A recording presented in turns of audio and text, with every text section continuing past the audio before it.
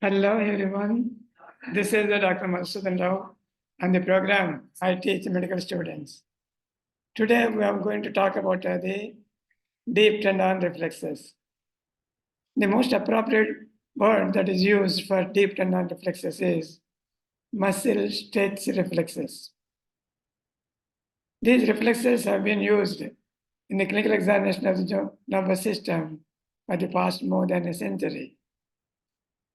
These reflexes will used to assess the status of the various elements involved in these reflexes, say the muscle, the nerve, and the skeletal system. Functions of these elements are going to affect the responses of these reflexes during the examination. So there are 6 muscle stretch reflexes which we are going to touch in this class. We talk about their anatomical and physiological basis, technique of elicitation of these reflexes, and their clinical significance in this particular class.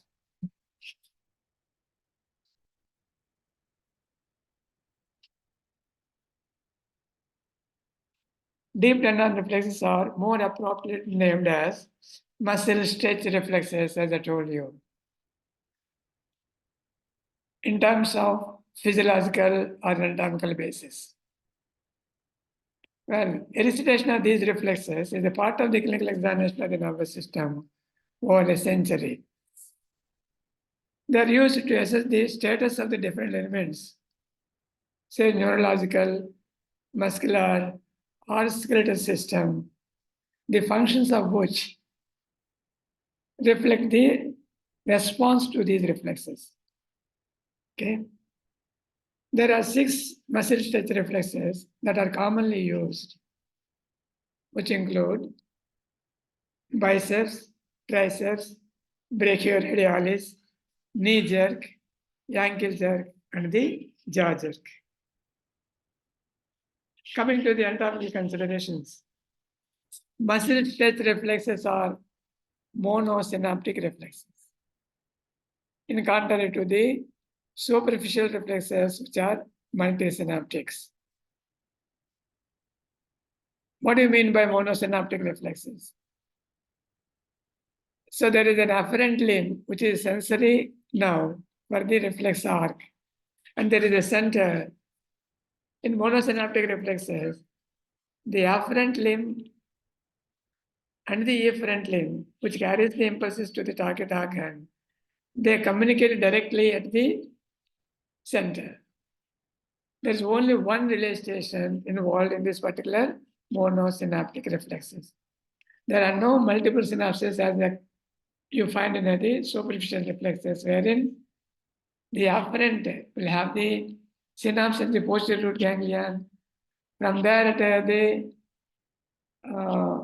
thalamus, from there to the sensory cortex of the cerebral hemisphere. So there are series of first order, second order, and third order neurons with regard to the afferent limb of the superficial reflexes, whereas in deep tendon reflexes or the muscle stretch reflexes, the afferent is directly connected with the efferent neuron without any relay stations. Okay. The afferent neuron is the sensory fiber of the peripheral nerve, which is whose cell bodies are located in the posterior nerve root ganglia. The central process of these cell bodies, they're directly connected to the motor nerve cells of that particular segment. Okay. From the anterior hand cells, motor neurons run in the peripheral nerve as an efferent pathway, taking the signals to the neuromotor junction. This is the reflex arc in the deep tendon reflexes or muscle stretch reflexes. That's why it is called monosynaptic, right? Well, when you strike the tendon of the muscle, where you want to elicit the stretch reflex, you are striking at the tendon of that particular muscle, which results in the minimal stretching of the muscle. which results in the stimulation of the stretch receptors in the muscle spindle. These signals are carried by the afferent limb of the reflex arc, that is the sensory fibers of the peripheral nerve. Peripheral nerve is a mixed nerve which carries the sensory as well as the motor fibers. These afferent impulses are carried to the posterior root ganglion. From there, they stimulate the anterior horn cell directly, and the efferent limb run in the peripheral nerve in the motor fibers and stimulate the contraction of the muscle, which is innervated by these motor nerves. So that is the reflex arc. The afferent signals that run from the muscle after stimulation of the stretch receptors also carry these inhibitory signals to the neurons that innervate the opposite muscle group. When you are, for example, when you are eliciting the knee jerk, you are looking for the contraction of the quadriceps. Okay. There are nerve fibers that go and innervate the hamstrings, which carry the inhibitory impulses to cause the relaxation of the hamstrings simultaneously. Okay. That means when you strike the patellar tendon, the afferents run in these sensory fibers to the posterior root ganglion. From there to the excitatory signals to the anterior horn cell, and few signals go into the anterior horn cells that innervate the opposite group of muscles, thereby causing the relaxation of the hamstrings. And the reflex excitatory signals are going to cause the contraction of the quadriceps. That means in knee jerk, the quadriceps are activated and the hamstrings are inhibited. This is what happens in the reflex arc, followed by its response to muscle stretch reflexes. Then coming to the jaw jerk. So in the spinal reflexes, that is the biceps, knee jerk, triceps, supinator jerk, or the brachioradial reflex, or the ankle jerk. In all these 5 reflexes, the spinal segment is the center of the arc, which receives the signals from the afferent, and sends the signals through the efferent fibers. Well, coming to the jaw jerk, the proprioceptors are stimulated when you strike over the ventral protuberance of the chin. And these signals are carried by the mandibular division of the trigeminal nerve to the mesencephalic nucleus of the trigeminal nerve. Where it is located? Located in the pons. From the mesencephalic nucleus, the signals go to the motor nucleus of both the sides of the trigeminal nerve. Okay. The motor nucleus of the trigeminal nerve, they send the efferents to the masseter muscles of both the sides, resulting in its contraction. Okay. There is supranuclear fiber, that is corticospinal fibers. They have the inhibitory or modulating effect on the spinal reflexes. That is the deep tendon reflexes or the muscle stretch reflexes, which we talked about earlier. These 6 muscle stretch reflexes, 5 out of the 6, that is the biceps, triceps, brachioradialis, knee jerk, and the ankle jerk, they have the centers at the spinal level. That is that particular spinal segment, which innervates that group of muscle which you are examining. For example, if you take the knee jerk, the root value for the knee jerk is lumbar 3 and 4. Okay. The anti-Rehan cells of this particular segment are inhibited by the corticospinal fibers. That means corticospinal fibers have got the modulating effect on these reflexes, rather dampening effect on these reflexes. So in the lesions of the corticospinal tract, you will get the exaggerated or hyperreflexia of the muscle stretch reflexes. Okay. Well, about the jaw jerk.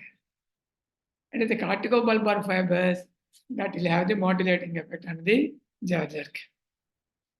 That is the difference between these reflexes, difference between jaw jerk and the other muscle stretch reflexes. Well, so this slide shows a distinct format that makes you students understand, which indicates name of the reflex that is elicited and the center for this particular reflex, either in the spinal cord or at the pons. Then peripheral nerve that carries the afferent and efferent impulses, and the area where you strike in order to initiate the reflex. So this slide has to be remembered by the students in order to remember the various reflexes and their centers and the nerves that carry the afferent and efferent and the area where you strike in order to initiate the reflex. We use a rhyme as a mnemonic to remember the root values of these particular reflexes.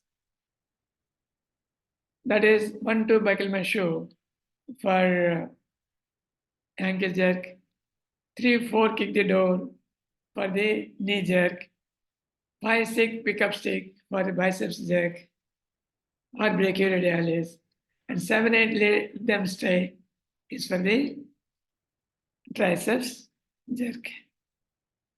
So this is very easy to remember and it does not require much explanation to understand. Well, what is the equipment that is used? There is no costly equipment that is involved in the elicitation of the muscle stretch reflexes. They can be easily elicited, and there is a good predictive value of these reflexes. When the reflex response occurs, either in the hyperexcitability or hypoexcitability, associated with the concurrent findings of the rest of the clinical spectrum of the given neurological disorder, then they have got the certain pathological significance. If these reflexes are either hyporeflexia or hyperreflexia, or hyporesponsiveness or hyperresponsiveness, you see as an isolated finding that does not carry any pathological significance. Okay, the responses of these stretch reflexes are a part of the total clinical spectrum of the particular neurological disorder, then it makes some sense. Okay, please remember this point. The equipment that are used to elicit the deep tendon reflexes or muscle stretch reflexes or the what do you call it? The hammer that you use, reflex hammer with a triangular head based upon the shape of the this one hammer or the reflex hammer. They are divided into 3 types. Shape of the head could be triangular, or it could be T-shaped, or it could be circular. With regard to the improvised equipment, the clinician's fingers, rim of the stethoscope, and rim of the smartphone as well can be used to elicit the muscle stretch reflexes. Then how do we prepare the patient? For all the 5 reflexes except the jaw jerk, patient should be kept well relaxed. Explain the patient what you are going to do if the patient is conscious and able to understand what you are talking about. Muscle above and muscle below the joint should be well relaxed. Keep the joint at 90 degrees with the distal part of the limb hanging down, well relaxed. Okay, you can support the limb to produce some amount of stretch of the particular tendon where you are going to strike. Well, strike using adequate force. What is adequate force? That is the force that can elicit the response. When you're using the reflex hammer with the circular head, just swing it and let it drop with gravity to strike the area where you wanted to stimulate. That is the force generally sufficient to elicit the reflex. Then what do? Clinician should observe the contraction of the muscle which is being tested. Okay, you look at the quadriceps muscle and its contraction while you are eliciting the knee jerk. Look at the biceps when you are eliciting the biceps jerk. Well, coming to the jaw jerk, ask the patient keep relaxed and open his mouth and drop his jaw. Okay, you can ask the patient to hold his hands well stretched together. Let the fingers grip and stretch the hand so that his attention will be diverted in holding his hands together. Then wash your hands, keep your hand under the mental protuberance of the chin of the patient and strike on your hand. That will produce the reflex. Strike the tendon of the testing muscle by just dropping the circular head of the hammer with gravity. Let it fall with gravity. That is the way you elicit the knee jerk. For biceps, strikes the clinician's fingers, which are kept pressed in the cubital fossa on the biceps tendon, and drop the knee hammer as you swing the drumstick. Okay, striking of the hammer should be, edge of the hammer should be perpendicular to the long axis of the tendon. These are the techniques. If you keep practicing it, you learn how to do it. Then the procedure to be repeated on the opposite side in order to compare the response. Okay. Well, anyway, technique of the reflex and elicitation of the reflex depends upon the equipment that is used. Having done the procedure, grade the degree of response. Grading of the response depends upon the amplitude of the movement of the distal limb, that is distal to the joint. Grade 0, there is no movement. Grade 1, less response, trace of response. It is less than normal amplitude. Okay. Grade 2 reflects lower half of the normal range. Grade 3 is the reflex in upper half of the normal range. Grade 4 reflex enhanced more than the normal range with clonus. Grade 4 is associated with clonus. Grade 5 is reflex enhanced with sustained clonus. So that is the grade 5. This is the grading that is proposed by the National Institute of Neurological Disorders and Stroke. This has been followed on all the centers. What is the clinical significance of this particular muscle stretch reflexes? As I told you, there are different elements involved in order to produce this reflex response. if the functions of those elements are disturbed, they are really associated with some disease of the nervous system or other elements, say the muscle, say the bone, or the joint, etc. Because for the response to occur, there should be intact afferent and afferent fiber system in the peripheral nerves and also the central nerves. And there should be functioning muscle. There should not be any disease of the muscle. As such, the muscle contraction, there should be bone in the limb, which has to be healthy in order to move the limb. So these are the various components, okay, are the elements that are involved in this particular stretch reflexes, functionality of which will determine the response to these reflexes. So, well, the lesion could be in any part of the pathway.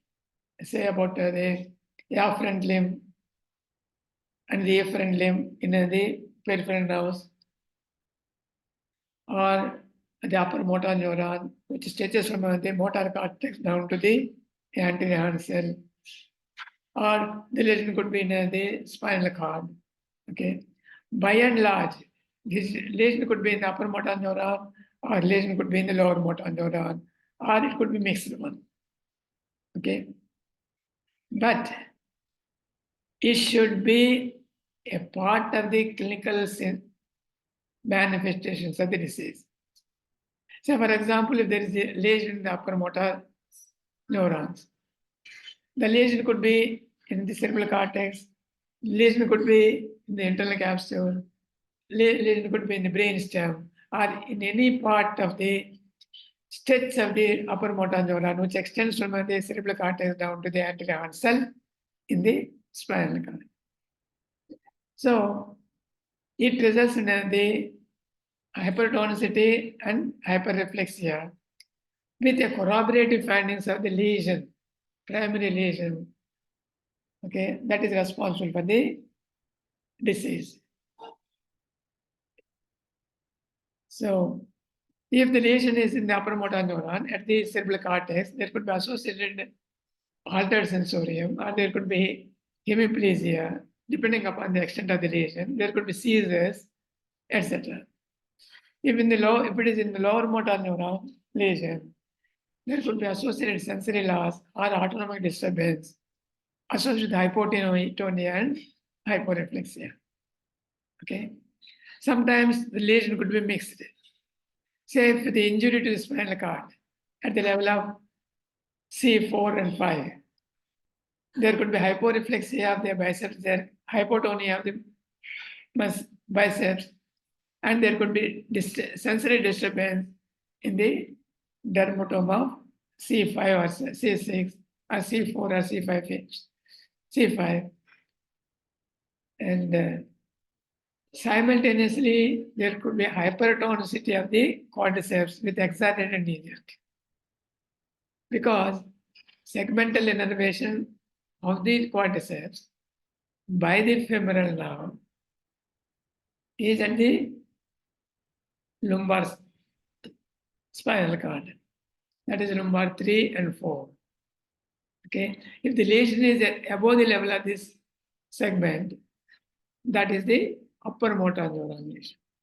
So, as a finding of the lesion of the upper motor neuron, there will be quadriceps hypertonicity and hyperreflexia of the knee jerk. This is how there could be mixed findings in the spinal cord lesions. You try to remember this point.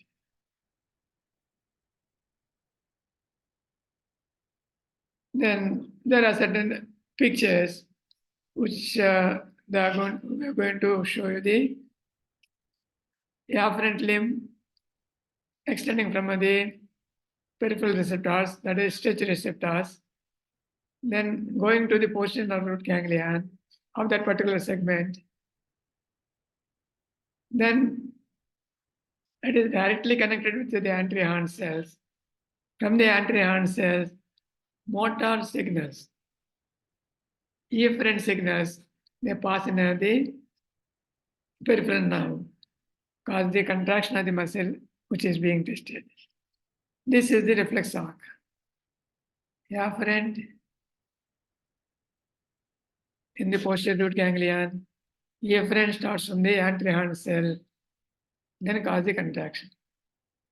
These anterior horn cells are modulated or inhibited by the corticospinal fibers. Here is the patient being tested for knee jerk. The patient is sitting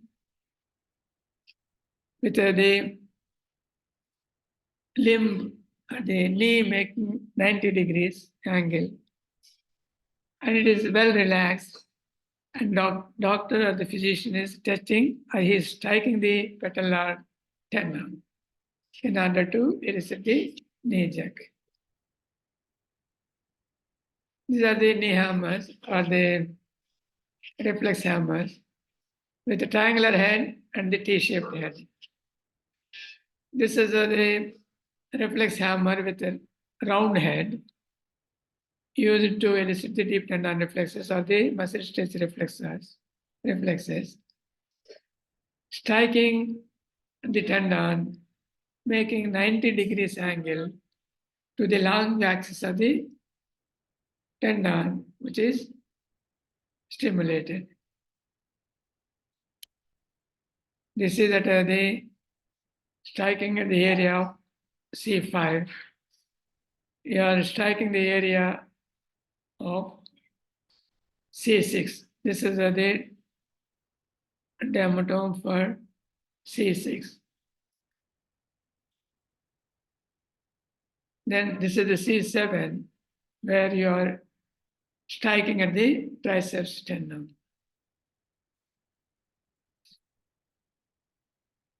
This is the segmental innervation of these reflexes must be remembered by the student. Okay. This is just one where you strike the tendo Achilles.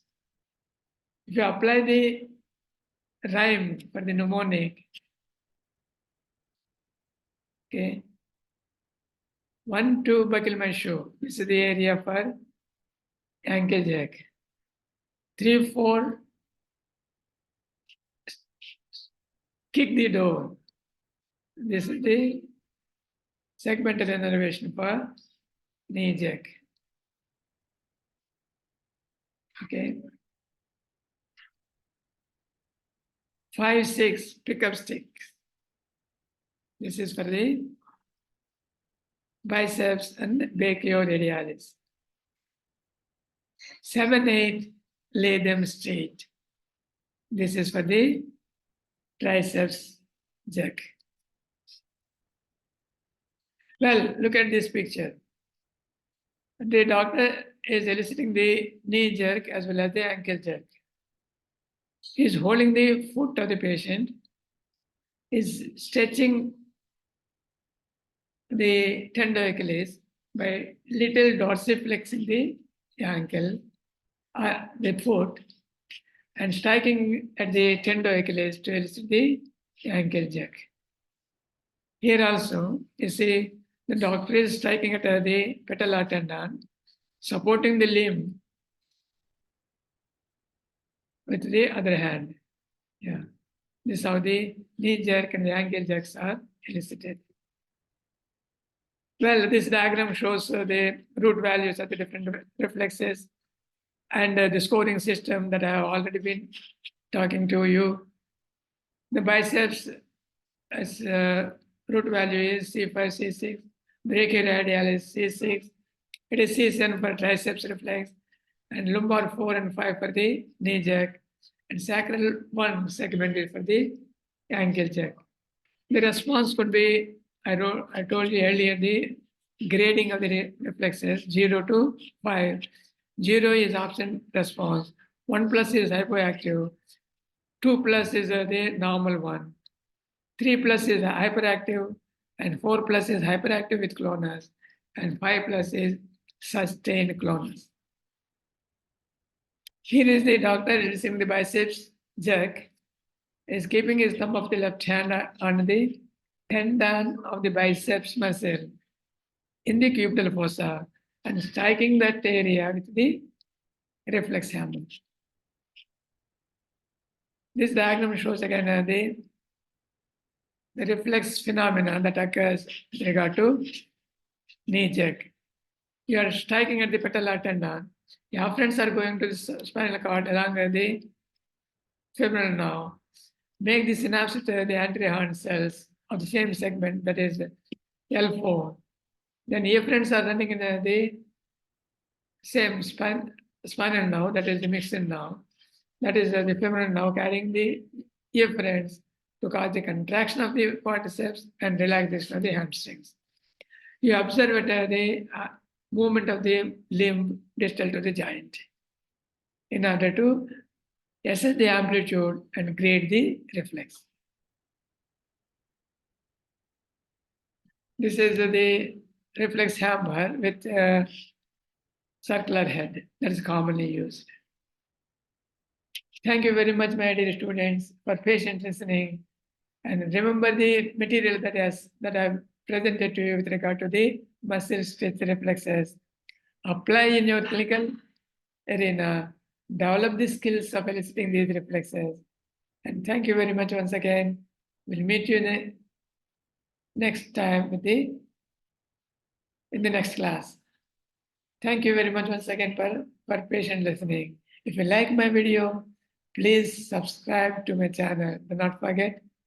And we'll meet you again in the next class. Thank you. Bye-bye.